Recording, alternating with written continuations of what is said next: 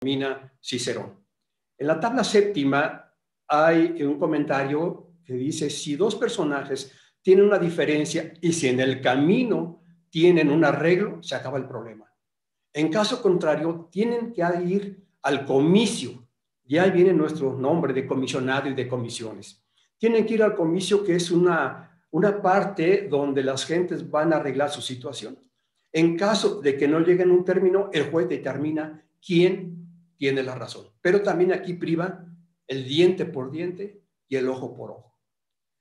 Tenemos en esas dos tablas, pasamos así rápidamente a lo que se le llama el Código Visicontorum en la España del 460 en promedio hasta el 700. Este Código Visicontorum hablaba también del error médico y determina que cuando el médico comete un error, este médico sea entregado a los familiares y los familiares deciden si se le mata o lo esclavizan. Siguen el acto punitivo. Tenemos a Alfonso X el Sabio en el año 1250, ¿no? 1270 más o menos, en que hace las 7 partidas. Es una ley por cada letra de su nombre. Y en una de ellas castiga al acto médico con la muerte. Entonces, ¿por qué les pongo esta sentencia de Zeus? Si haces daño, recibirás un castigo. ¿Qué castigo? El no haber cumplido con tu deber. En la Grecia clásica del siglo V, IV, antes de nuestra era, los médicos llamados iateros, la medicina llamada iatría, ellos hacían primar las virtudes ancestrales defendiendo el honor como la más alta manifestación de lo que ellos llamaban el logos dikaios. El logos dikaios es la palabra, la expresión, el justo, el recto, que era el lenguaje de la verdad. El prestigio del médico griego era el honor, era lo más importante para el médico en la cultura griega. La responsabilidad médica en Grecia tenía una corte de tipo ética. No hablamos de moral porque la moral no era una palabra que existía para los griegos. La palabra moral es un neologismo creado por Cicerón a traducir la palabra ética al latín. Lo que implicaba que si el médico causaba un daño al enfermo, la consecuencia no era el pago de una indemnización, pero sí, la consecuencia es la pérdida de la fama o reputación que va a tener el médico dentro de sus compañeros médicos, sus hermanos médicos y dentro de la misma polis, la ciudad. El único castigo que recibía el médico era el desprestigio dentro de la ciudad, repito. Entonces aquí en esta época el médico aparece como el máximo representante de una cultura del más alto refinamiento metódico y es al mismo tiempo, la encarnación de una ética profesional ejemplar por la proyección del saber sobre un fin éticos de carácter práctico. Entonces, la ciencia médica griega traspasa los linderos de una simple profesión para convertirse en una fuerza cultural de primer orden en la vida del pueblo griego. Entonces, de allí uso esta expresión: si haces daño, recibirás un castigo. ¿Qué castigo? El no haber cumplido con tu deber. Repito, no había tribunales para enjuiciar a los médicos. Era el honor. Lo más sagrado que tenía el médico era su honor, su dignidad, su prestigio. La siguiente, por favor. Presentamos el caso de una paciente de 37 años de edad sin antecedentes de enfermedades crónicas de importancia. Esto está tomado ad literam del expediente clínico. Antecedentes gineco-obstétricos, gesta 3, 2 cesáreas previas, con prueba positiva de embarazo y síntomas gestacionales. Refiere como última regla el día 20 de mayo del año 2022. La primera nota niega sangrado o síntomas infecciosos. Hace este médico un ultrasonido y encuentra un saco gestacional único e intrauterino. Un eco embrionario positivo y frecuencia cardíaca fetal presente. Se indican vitaminas no específicas. La segunda consulta es 15 días después, con un control prenatal, refiere a la paciente un sangrado transvaginal y el ultrasonido encuentra un pequeño hematoma. Entonces envía otro Gestran en las dosis allá anotadas y, atención aquí, laboratorios prenatales. La que sigue, por favor. La siguiente consulta es el día 3 de agosto del año 2022, donde la paciente refiere náusea ocasional, un peso de 63 kilos, con una frecuencia, digo, una tensión arterial normal, no hay sangrado ni infección, ultrasonido, probable femenino, frecuencia cardíaca normal y fecha probable de parto para el 21 de enero del siguiente año. Resultados de laboratorio pendientes, química sanguínea, 27 elementos, BH, grupo, RH, CUMS indirecto y examen general, reporta en rangos normales, dice. La paciente al día, ese mismo día, la paciente encuentra el reporte del BDR positivo 1 a 16. La indicación del laboratorio le dice al médico que cualquier resultado positivo confirmarse con método treponémico. El médico no atiende el laboratorio, no hace diagnóstico y por ende no da tratamiento. Aquí la paciente nos muestra en las pantallas, en las capturas de pantalla, la consulta y la interrogación al médico de que si todo estaba bien. Y el médico contesta que todo estaba bien. Vuelve a preguntar a la paciente, todos los exámenes de laboratorio y sus resultados son normales y contesta el médico que sí. Pero allí vemos que el BDRL es positivo 1 a 16. El 7 de septiembre del mismo año, la paciente con 16 semanas, asintomática con un incremento de peso de acuerdo, una presión normal, y se solicita un ultrasonido permanentemente sano y un ultrasonido estructural. ¿La que sigue, por favor? El 24 de octubre, ya con 21 semanas, 22 semanas de embarazo, la paciente no hay sangrado transvaginal ni infección. No hay reporte del BDRL por tercera ocasión en la consulta. El 28 de noviembre hace una ecocardiografía morfológica y la funcional es totalmente normal. El 28 de diciembre la paciente con 32 semanas, con momentos fetales activos y con un peso de 1,8 kg el bebé. Se observa desprendimiento placentario por ultrasonido y reporta un sangrado leve. La siguiente, por favor. El 29 y 30 de diciembre se interna en un centro hospitalario privado por presentar contracciones uterinas y sangrado transvaginal. Le dan medicamentos uteroinhibidores y maduración pulmonar y está dado de alta el día 31. El día 1 de enero nuevamente presenta contracciones y fuerte sangrado el día 2 de enero. Acude al hospital y es egresada nuevamente con medicamentos e indicaciones por parte de su médico particular. El 3 de enero ingresa a un hospital privado por presentar actividad uterina refractaria, así la nota del médico, una temperatura de 36,4, 36 semanas de gestación, más trabajo de parto, cuadro doloroso intenso y hace un diagnóstico de desprendimiento prematuro de placenta normalizenta, tratamiento cesárea, pronóstico reservado. Nace una niña de 1,540 gramos que llora y respira al nacer a las 7:32. Líquido amniótico se reporta de aspecto verde turbio. Sangrado transoperatorio de 200 centímetros y pasa a unidad de cuidados intensivos neonatales por prematurez y sepsis neonatal temprana. La siguiente. Aquí el médico, el pediatra, la recibe y describe que presenta lesiones dermatológicas de piel denudada en plantas y palmas, y usa tópicos revitalizantes. Pide un perfil Storch, IgM antirrubiola, que reporta totalmente anormal, toxoplasma normal, citomegalovirus es totalmente normal, y para herpes 1 y 2 positivo, 3.5, es reactivo mayor a 1, y el BDRL 1 a 32. Los demás exámenes son totalmente normales. La siguiente, por favor.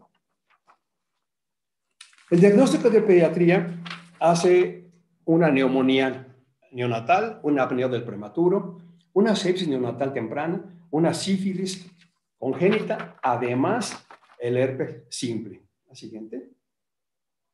El tratamiento es el citrato de cafeína. El citrato de cafeína lo usamos, bueno, lo usan los pediatras para disminuir la apnea del prematuro, la disminución de la incidencia de displasia broncopulmonar y es un neuroprotector.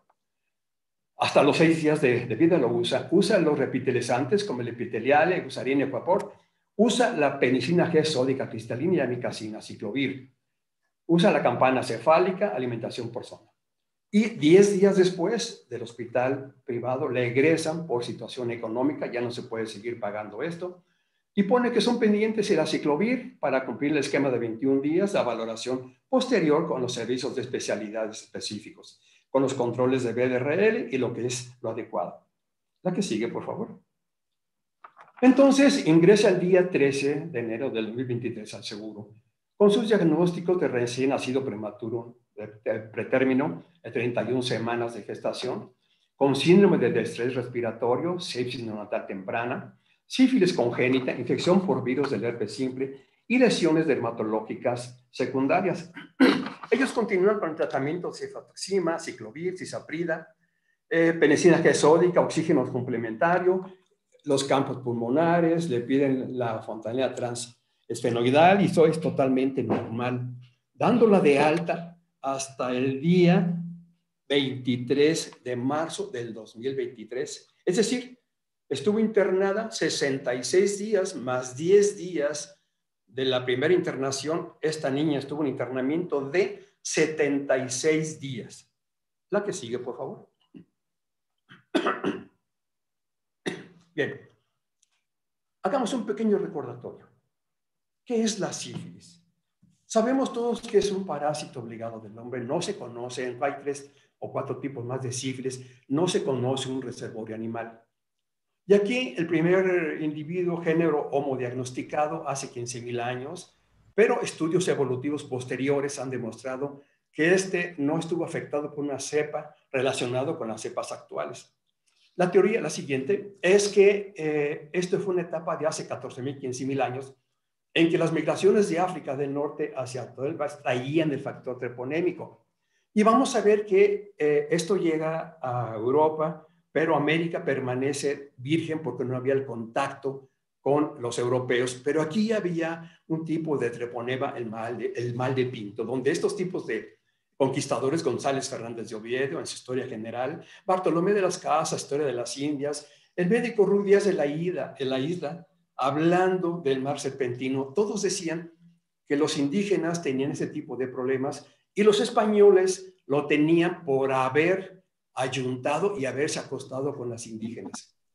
González Fernández de Oviedo refiere que también se contaminaba por beber, por comer, usar el mismo plato, las mismas cucharas y usar las sábanas con las indígenas.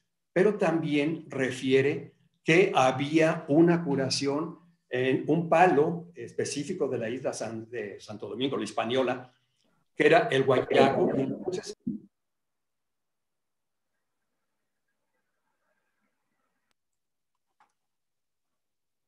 ¿está bien? ¿Me escuchan? Sí, ya lo escuchamos, doctor. Ah, bien. Entonces este palo, un árbol de una corteza muy dura, es un negocio para una familia alemana que lo vende en Europa como curativo. Absolutamente no funcionaba. Se usaba entonces después el mercurio y hasta el siglo XVII-XVIII hay una expresión que todavía llegamos a conocerla en la historia. De una noche con Venus, toda la vida con Mercurio. Bien, esto fue el comentario. Sin embargo, el Ruy Díaz de la Isla era médico personal que llega con Colón. Este médico era extraordinariamente escrupuloso y reporta con lujo de detalle las enfermedades de los marinos españoles y de los indígenas. Y nunca da una sintomatología que pueda corresponder con la sífilis. Llegamos al tercer médico, poeta, Girolamo Francescoli, en el 1514 y 21 y 25, que escribe 3 libros. En el primero hace el diagnóstico de la sífilis, en el segundo tratamiento, y en el tercero habla de que es un mito. Él crea este acto poético, este poema, donde Sifilo es castigado por la reina Diana por matar uno de sus venados, de sus siervos, y lo castiga con este mal. Entonces él le pone el nombre de Sifílides, es el libro que escribe Sive de Morbo Gálico, el libro 3, donde viene esta historia. Viene esta parte él lo pone de sífilis, de sus, una expresión greco-latina, sus quiere decir cerdo, y filia, amor cerdo, pero se le considera que es un amor inadecuado. Lo escribe, él dice que no hay una transmisión que había dicho Fernández de Oviedo a través de la sábana, ni de la comida, ni de las bebidas, sino es de transmisión directa. Y hace un aspecto muy claro en la investigación. No es microbiólogo, pero describe el desarrollo de la enfermedad diciendo que es exclusivamente de transmisión sexual. Si regresamos un poco, tenemos otro griego en la guerra del Peloponeso, donde Tucídides escribe la epidemia que se presenta en el año 430 y que mata a muchas gentes ahí, porque él la padece. Hace un escrito, es general, es un estratego, es político, pero si lo lean, vean, increíble la descripción de la epidemia que hace allí. Entonces, esto es como un factor histórico nada más. La que sigue, por favor. Desde luego que esto aparece en 1494, en el momento que hay una guerra con los españoles, que eran dueños del reino de Nápoles, y los franceses, y allí empieza una serie de nombres que son... La que sigue, por favor, no sé si los tengo allí. La que sigue, si está en mal. La siguiente, por favor. Bueno, los nombres son aquí una serie de escarnios, de ventajas, de enemigos. Italia, Alemania y Reino Unido le denominan el mal francés. En Francia la denominan el mal napolitano o la enfermedad napolitana. En Rusia le llaman la enfermedad polaca. En Polonia la enfermedad alemana. En Japón el morbo chino. En los Países Bajos, Portugal y norte de África la enfermedad española o enfermedad castellana. Turquía, perdón, le llaman, perdón, la enfermedad cristiana, y España, el mal portugués o morbo gálico. Entonces todo el mundo se echaba la culpa para decir y ofenderse y humillarse, ¿verdad? Bueno, en México la sífilis es un padecimiento a vigilancia epidemiológica nacional de notificación obligada e inmediata en las primeras 24 horas que se hace el diagnóstico en el centro de salud más próximo. La Ley General de Salud, artículo 3º, en la fracción 15ª, la que sigue, por favor, va a dar 8 artículos, la siguiente, en los cuales determina el factor de comunicación, tratamiento y todo lo específico. Y además de ello, hay 7 normas oficiales, la que sigue, que nos hablan de este factor infeccioso específico. La siguiente, por favor, específico de la infección. Bien, aquí hago un paréntesis.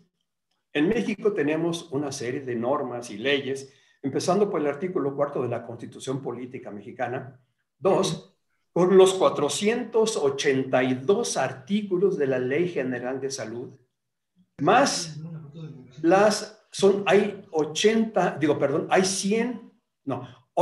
normas oficiales mexicanas de interés para el médico. De esas, 34 son muy específicas para el acto médico y 17 todavía están en proyectos. Entonces, tenemos este número de 80 más 17, 97 normas oficiales mexicanas, más 832 guías de práctica clínica, más lo que diga la Organización Mundial de la Salud, la Organización Panamericana de la Salud y los tratados internacionales que ha firmado México con otros países que son vigentes a nuestras leyes en relación con el acto médico. Yo no sé cuántos miles de leyes de artículos tengamos en observación y rigurosamente legislados en México y para México. La siguiente, por favor. La sífilis es una enfermedad de transmisión sexual adquirida por contacto directo. Es una lesión activa por transfusión sanguínea. La pongo en interrogación. Sí puede haber, es extraordinariamente difícil, no imposible. ¿Por qué razón? Por los exámenes que se hacen en la donación de sangre y esta bacteria fallece, muere 48 horas después de estar en congelación. Pues yo lo veo que es muy difícil. No lo dudo que pueda haber un caso por lo mismo. Sí, la vía vertical. La infección puede transmitirse al feto en cualquier momento del embarazo. En México, desde el año 2000 al 2021, se han reportado 2.622 casos de sífilis congénita. Y repito, es un padecimiento sujeto a vigilancia epidemiológica y de notificación inmediata. La siguiente. Es causada por el treponema pallidum y es una espiroqueta gram negativo. La siguiente. Clínicamente, la sífilis tiene Básicamente la fase de inoculación, la sífilis primaria, la sífilis secundaria. La fase de inoculación puede ocurrir de un factor de una vagina contaminada, una úlcera bucal, si hay coito vaginal, coito anal, estas cosas. La primaria, la sífilis primaria se manifiesta por un chancro y se presenta en las 3 a 4 semanas. Es indoloro y puede haber adenopatías regionales. La secundaria aparece semanas o meses después del estadio, entre 6 y 12 semanas posterior, y pueden haber exantemas que se confunden con varios otros tipos de enfermedades, úlceras en mucosa, caída de cabello, fiebre y numerosos otros síntomas. La latente es asintomática y puede persistir durante un tiempo importante. Sí, es latente temprana cuando se presenta antes de un año y la latente tardía cuando es después de un año o varios años. Y posteriormente, pues puede llegar a ser la neurosífilis. La que sigue, por favor.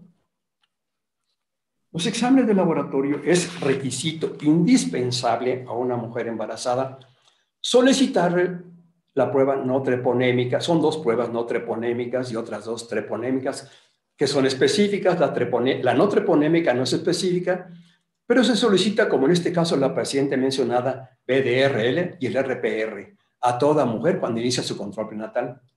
Si la prueba es negativa, por norma se tiene que repetir a las 28 semanas de embarazo o al inicio del tercer trimestre. Durante este periodo, cuando se diagnostica, puede ser efectivo el tratamiento para prevenir la sífilis congénita. La siguiente. Hay 2 tipos de pruebas, como les decía a ustedes, las inespecíficas, las no treponémicas, que es el VDRL, y la reagenina rápida en plasma. No treponémicas, VDRL, y la prueba rápida, la de reagenina rápida en plasma, RPR. Y las específicas, que es la treponémica, la FTA, que son anticuerpos treponémicos fluorescentes, y la MHTP, que son la microaglutinación anticuerpos a treponema pálido. Por supuesto que está la PCR, está la ELISA, están los campos oscuros, pero estos son los más importantes y pueden ser muy rápidos y incluso hay unas pruebas ya para consultorio que pueden ser, que son económicas y se pueden adquirir. Entonces, repetimos, la no treponémica VDRL y el RPR. Y las específicas treponémicas FTA y la MHA. La siguiente, por favor. En todas las madres que presentan un VDRL positivo, se deben de buscar la sífilis primaria, lesiones premiadas como el chancro, para poder diagnosticarla y poder clasificar el estadio de la enfermedad. La siguiente. ¿Qué hacer cuando tenemos una madre positiva VDRL?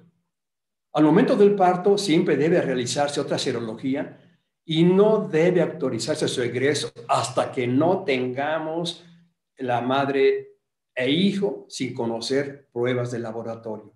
Está en la norma 039. Es muy recomendable que ante la eventualidad del aborto por muerte fetal se realice un examen no treponémico a la madre y al aborto o al feto. La siguiente. Es una infección congénita grave, pero es prevenible y se puede eliminar, insisto, mediante la detección oportuna y dar un tratamiento adecuado a las mujeres embarazadas con sífilis. Anterior. El riesgo de que si no hacemos el diagnóstico, no damos el tratamiento, entonces corremos el riesgo de que este feto tenga efectos perjudiciales mínimos, que es, pueden desaparecer cuando la madre recibe el tratamiento adecuado. Y se sugiere que sea antes de la semana 16 de gestación, pero todavía alcanza antes de que empiece el tercer trimestre dar el medicamento adecuado. E incluso si se le da una semana antes del nacimiento, se puede tener cierto control para evitar ciertas malformaciones todavía fetales del feto. La que sigue. La sífilis estacional, mujer gestante, puede para un aborto reciente que tenga al menos una prueba no treponémica VDRL o RPR positiva, mayores a 1.8 diluciones. siempre que tenga una prueba treponémica FTA positiva. Siguiente.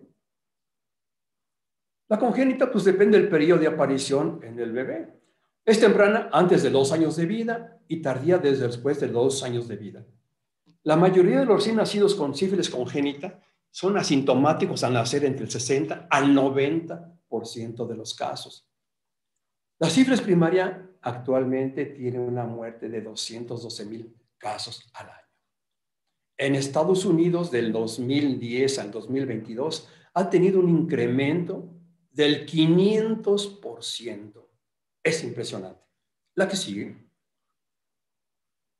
La congénita temprana, como les decía, puede presentar el bebé bajo peso al nacer, congestiones nasales, mucha secreción nasal, las lesiones mucocutáneas, la escamación de la palma de manos, de plantas de piel, el crecimiento de la hepatoplenomegalia con pruebas de funcionamiento hepático alteradas, la descamación, colorretinitis, glaucoma, opacidad de córnea y ceguera. La siguiente. La tardía, la frente olímpica, la nariz sencilla de montar, la mandíbula prominente, las tibias en forma de sable, la fotofobia, dolor, y posteriormente vamos a encontrar la miosis de una de las dos pupilas, la caída de las cejas, de la cola de las cejas, que si no lo tratamos, vamos a tener estos efectos en el bebé. La que sigue. La compatibles con sífilis congénita es el aborto, mortinarto o recién nacido vivo con madre gestacional sin tratamiento o un tratamiento inadecuado. La siguiente. Caso probable de sífilis congénita, una prueba no treponémica o treponémica positiva. Caso confirmado de sífilis, perdón, título de la prueba no treponémica, que es 4 veces más alto que título materno, sugiere sífilis materna. La siguiente. Tratamiento. Carambas, todo el mundo sabemos que la penicilina G-benzatínica, 2.400.000 unidades intramuscular, dosis única. Se sugiere que la mitad de 1.200.000 en cada glúteo. ¿Cuánto nos cuesta esta penicilina? Entre 80 a 100 pesos una sola ampolleta. La sífilis secundaria puede ser 2 millones intramuscular cada semana por 3 semanas. En el embarazo, 2 millones igual, 400.000 unidades, dosis única. O la procaínica, 1.2 millones de unidades por día, por 10 días. Yo no creo que una paciente vaya a pedir esto, ¿verdad? Entonces, la penicilina G-benzatínica, 2 millones intramuscular, dosis única. 80, 100 pesos. La siguiente. La congénita es recién nacidos de madre no tratados correctamente. Entonces, a los bebés se les instruye 200.000 a 300.000 unidades por kilo por día en 4 dosis intravenosa. O la G-procaínica, 500.000 unidades intramuscular diario por 10 días, todo eso es intravenosa. La que sigue. La latente, laboratorio, ya decíamos, latente de más de un año, la primaria es el 40%, la latente tardía menos del 10%. La posibilidad de transmisión de sífilis no tratada se aproxima al 100%, el 96 al 100%, con un porcentaje del 40% de muerte fetal en recién nacidos infectados. La siguiente, por favor. Conclusión. La prueba de tamizaje para VIH y sífilis se debe realizar desde la primera consulta prenatal o las primeras 12 semanas de gestación. Hay que decirle a la paciente que esto es obligatorio, que está dentro de la norma, que es una ley. No vamos a hacer sentir mal a una paciente pensando que tiene sífilis o que tiene hepatitis o que tiene HIV. No. Se le explica el porqué de esta prueba, el porqué del riesgo de esta enfermedad y cómo podemos evitar con un diagnóstico y un tratamiento relativamente sencillo que su bebé y ella tengan consecuencias. La siguiente.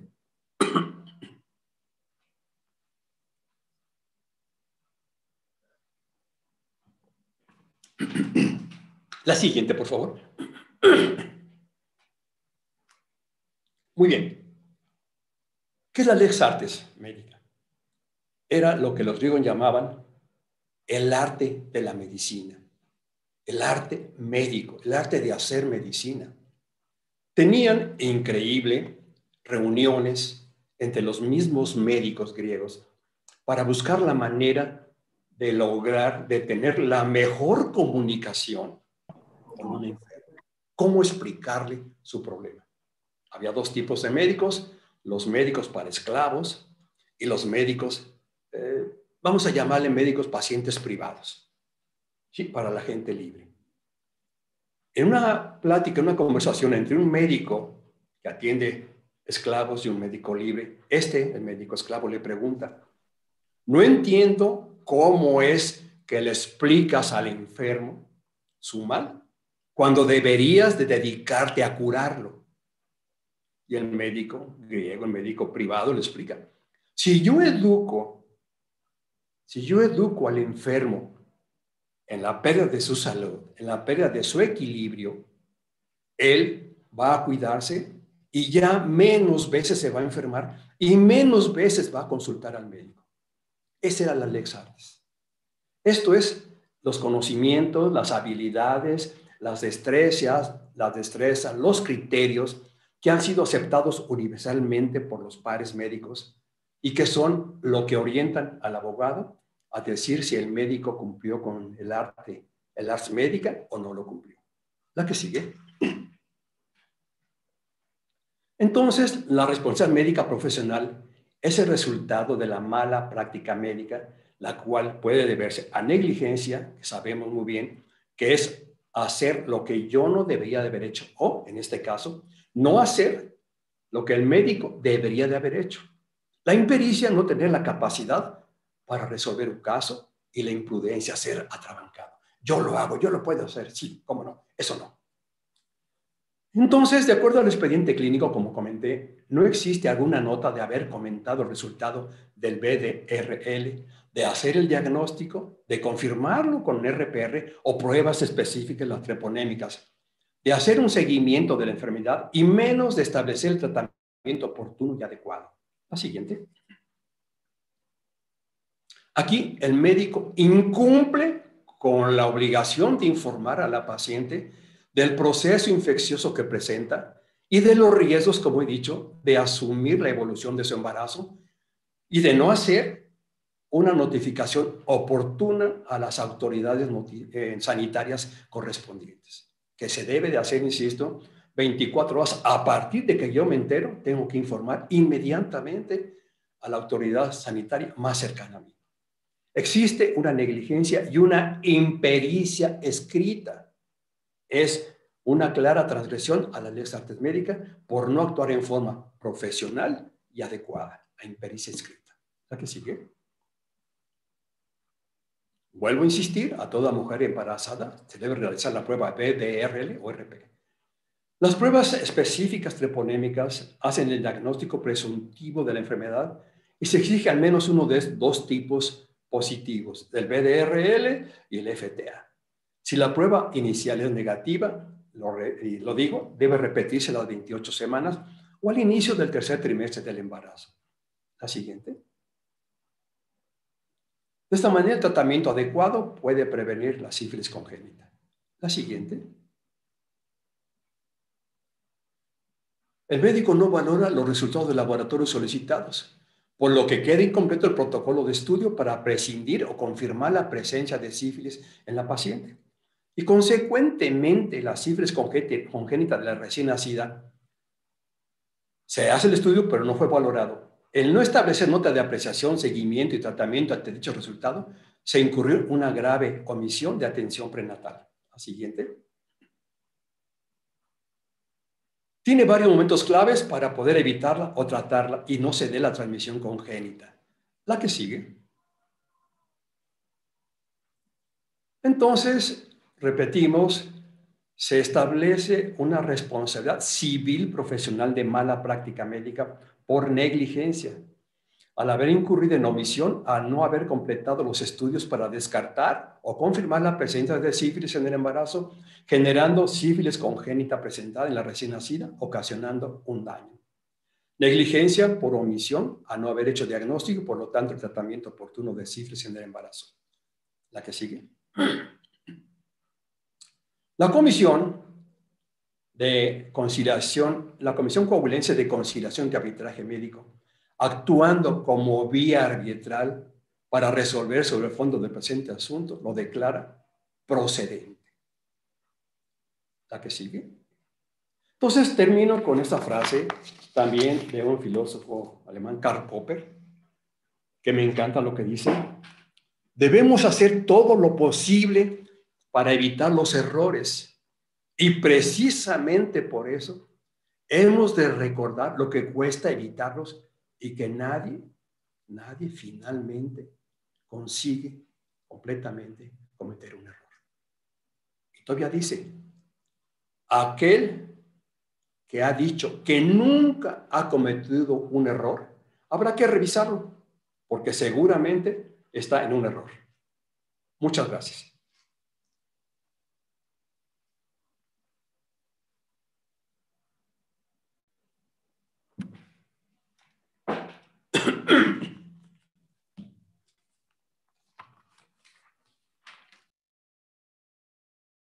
Muchas gracias, doctor Mario, como siempre, por compartir con nosotros pues, su experiencia y en este caso la presentación de este caso.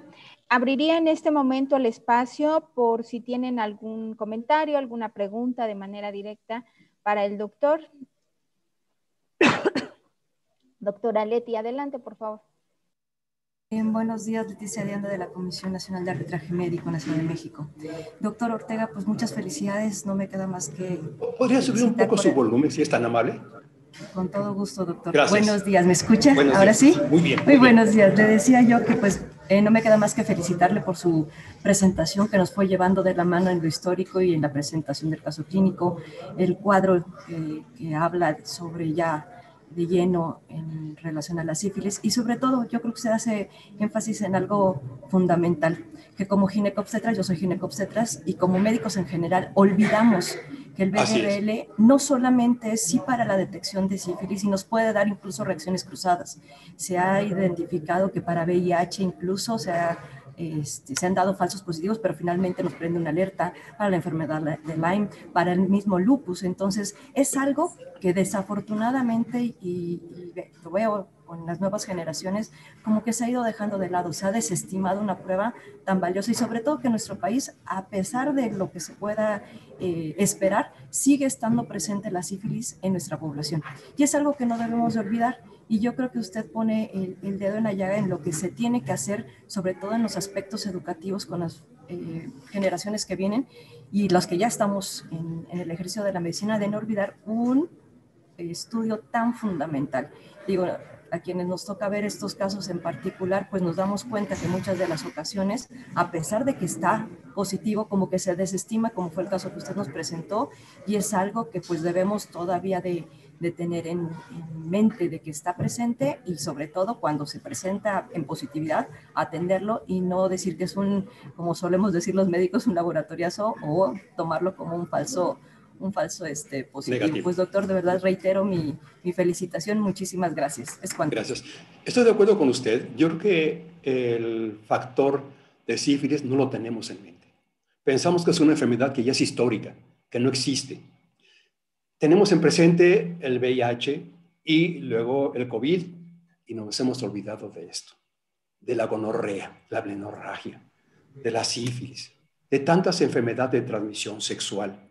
Y eso es muy peligroso y todavía más, como hemos platicado, la mujer embarazada con un producto de altísimo riesgo de muerte intrauterina, de muerte fetal, de múltiples malformaciones si no es atendida. Afortunadamente, esta niña se le dio por parte del pediatra al nacimiento el tratamiento que es la norma, que dicen las guías de práctica clínica, y en el seguro continuano hasta completar los 21 días el factor viral, también para el herpes simple. Y como bien dice usted, se puede confundir con lepra, se puede confundir con muchas enfermedades, pero si a mí un laboratorio me da un BDR positivo, tenga la obligación yo de saber, muy bien, lo repito ese o pido un RP, o pido una prueba específica, una treponémica.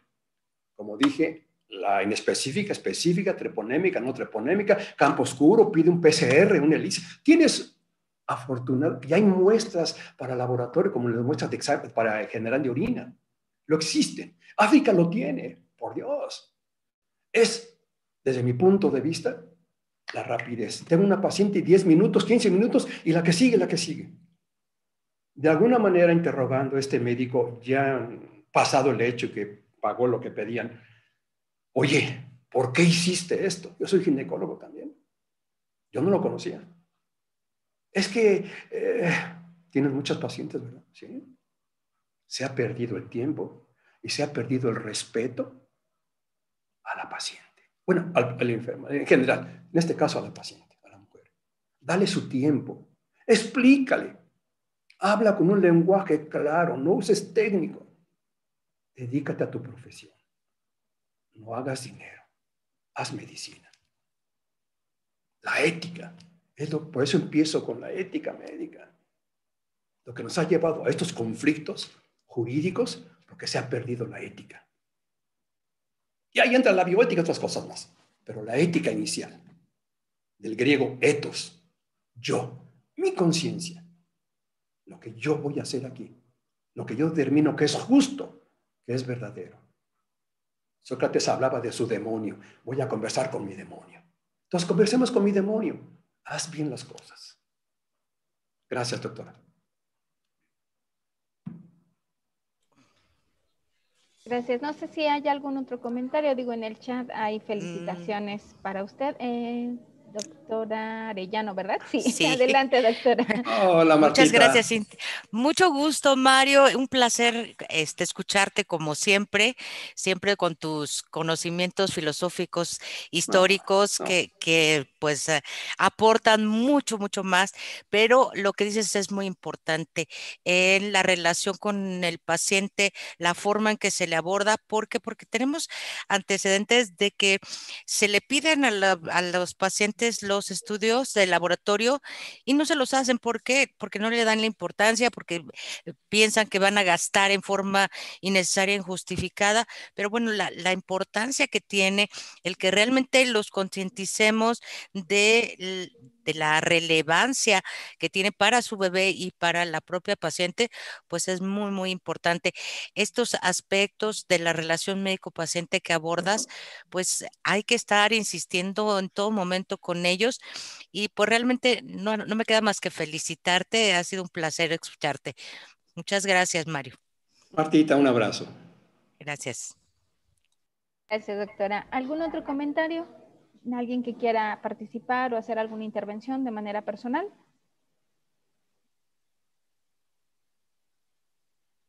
Hay un comentario, dice, bueno, del doctor Jerez, dice, ¿cómo le hace falta a las nuevas generaciones esto que ha dicho el doctor Mario Ortega? Escuelas de medicina tienen un trabajo enorme en no dejar que la indiferencia del estudiante domine su actuar.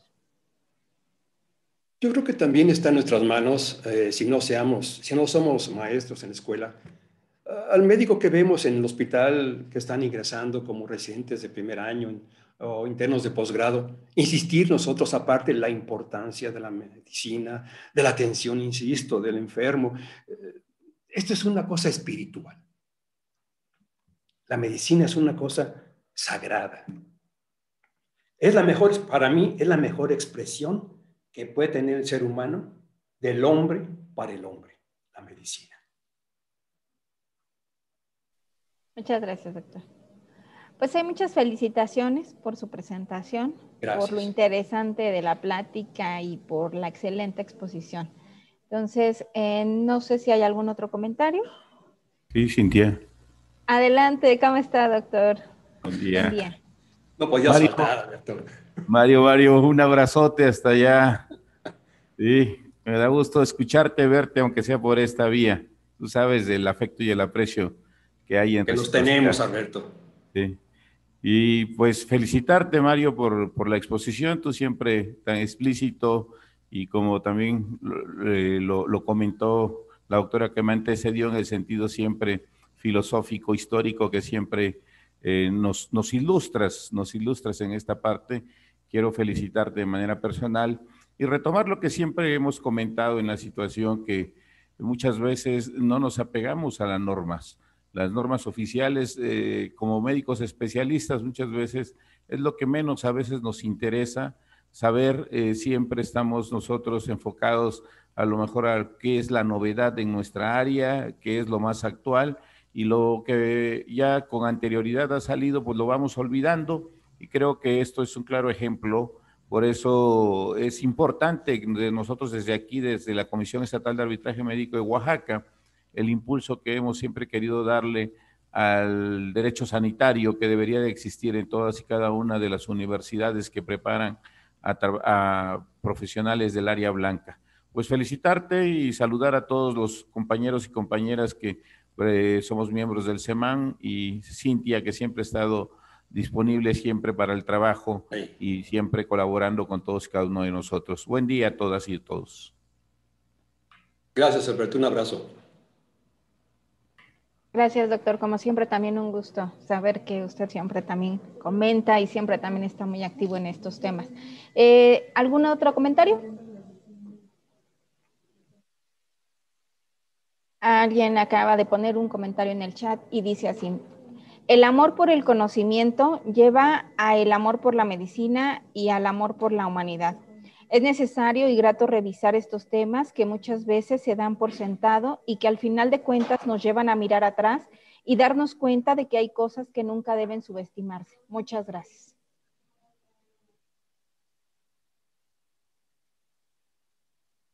Bien, pues si no hubiera ningún otro comentario, ya está también en el chat el formulario para que puedan por favor registrarse para lo que es el registro y la emisión de la constancia.